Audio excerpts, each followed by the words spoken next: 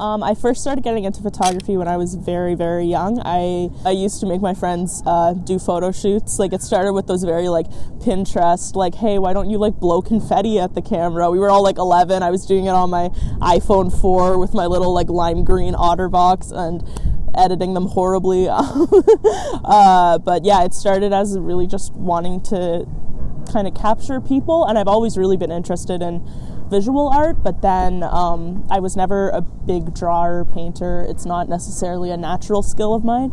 So I got into photography because it was an outlet for visual art that I didn't have to know fine art to do, if that makes sense. I am from Pitschner, Waterloo, which is about an hour outside of Toronto. It's like a mid-size, it's peak suburbia. When people talk about like the suburbia that's in the horror movies where all the houses look the same, like that's pretty much where I grew up. And not a huge art scene, but towards like the end of middle school, beginning of high school, I found zines and I fell in love with them. Honestly, I think that's the real guiding force between why I got into photography. And honestly, even though I'm not at OCAD for photography, I'm at OCAD for environmental design because I want to go into art direction. But that was a huge turning point for me, was being 14. It was a zine. It was an online zine called Plasma Dolphin. I remember it very clearly to this day. And I just thought that was the coolest thing ever. And the idea of like, it was very documented and very put together at the same time, and I really appreciated that.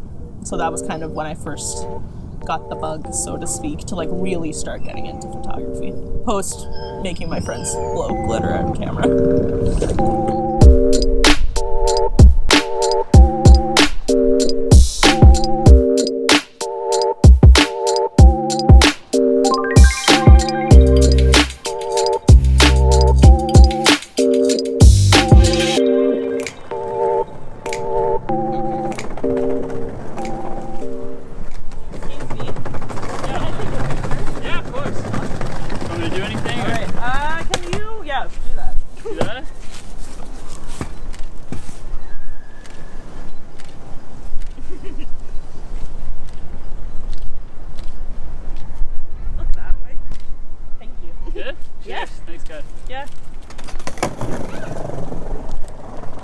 My general rule is if the face is identifiable, then I ask, but sometimes it's tempting.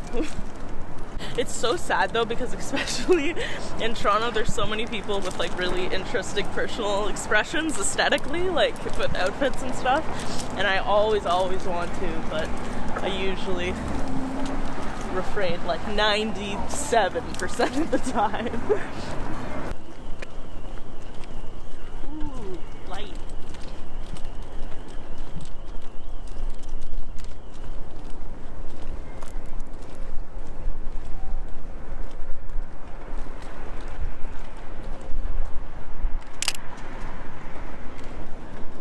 I think that what really makes me want to stop and take a picture is, it's honestly kind of fear-based for me.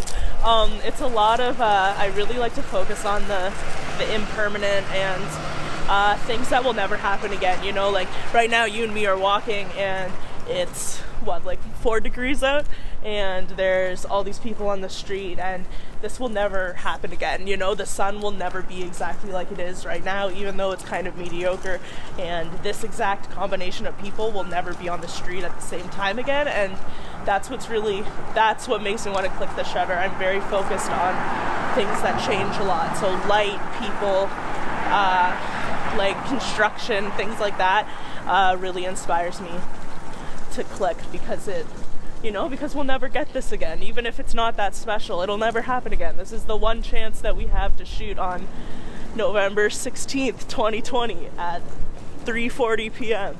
So that's what really inspires me. Speaking of which.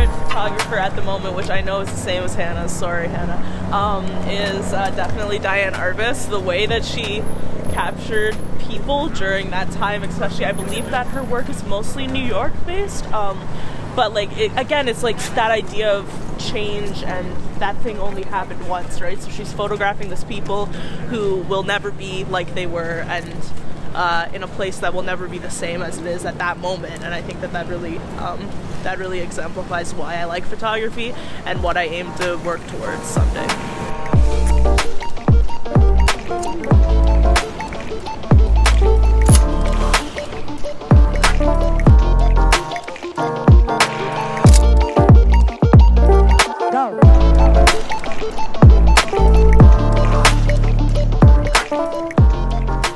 It's not as much a who as a what in terms of what influences me. So as I've already kind of discussed, I'm very, very into what originally kind of took me into more of an artistic space when it came to photography, which is like late 2000s, early 2010s zine culture, like those magazine cultures where it was like, it's very tacky, it's very plasticky, it's almost like overtly very ugly, but I really, really enjoy it because it makes me think about the process and what made someone want to do that. I'm very inspired by like very campy like B horror movies too, so like that's very fun. If I'm ever doing like a full artistic concept where I'm like dressing people up and I'm coming up with props and all of that good stuff, it's very much like silly, scary, like it's supposed to be scary, but it's definitely not, so it just looks kind of funny.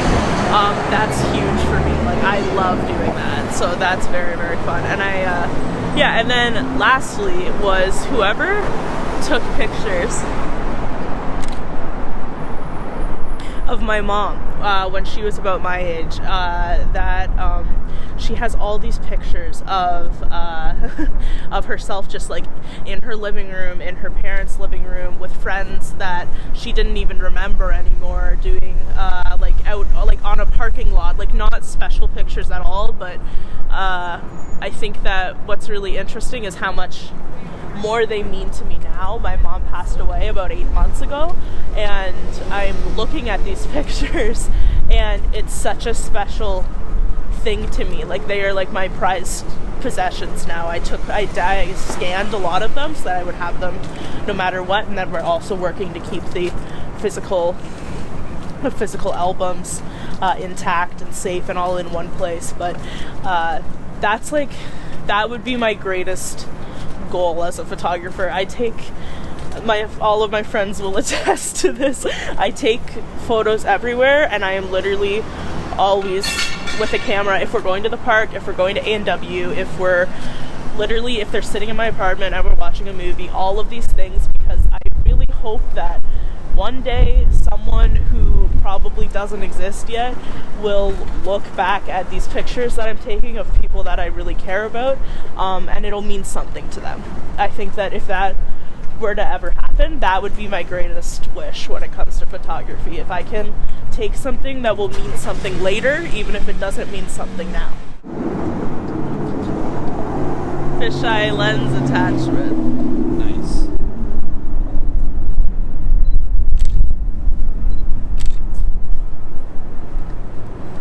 Sometimes I put it the other way and see what happens. Usually nothing good, but sometimes it does do something. Come on.